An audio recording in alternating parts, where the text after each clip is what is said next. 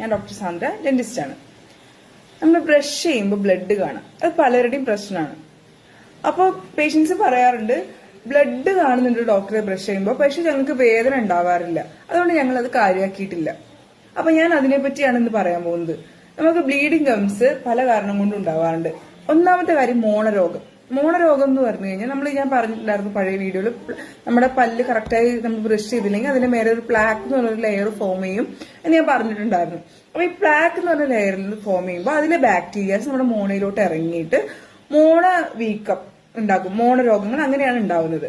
അപ്പൊ ഈ മോണ വീക്കം ഉണ്ടാക്കുമ്പോൾ നമ്മൾ ഈ സോഫ്റ്റ് ബ്രഷ് പോലും തട്ടിക്കഴിഞ്ഞാൽ എന്താവും, പെട്ടെന്ന് ബ്ലീഡ് ചെയ്യും.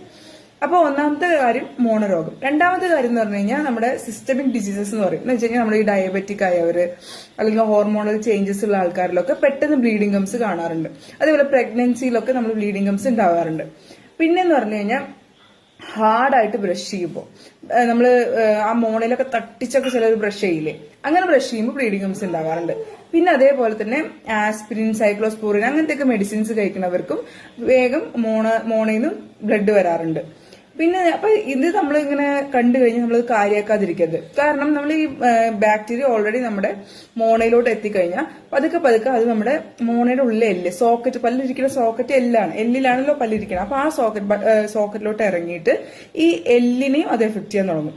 അപ്പൊ നമ്മുടെ മറ്റത് ഒരു പല്ലിനെയല്ല, എല്ലാ പല്ലിനെയും ഓറൽ ഹെൽത്തിനെ അത് എഫക്ട് ചെയ്യും. അങ്ങനെ എല്ലാ പല്ലുകളും ആടാൻ തുടങ്ങും. നമ്മുടെ മോണ വീക്കായി കഴിഞ്ഞു കഴിഞ്ഞാൽ അതിനനുസരിച്ച് നമ്മുടെ പല്ലും വീക്കായി തുടങ്ങും. അപ്പൊ അതുകൊണ്ട് ഒരിക്കലും നമ്മൾ ബ്ലീഡിംഗ് ഗംസ് കാര്യമാക്കാതിരിക്കരുത്. കറക്റ്റ് ആയിട്ടൊരു ഡെന്റൽ ചെക്കപ്പ് ചെയ്യുക.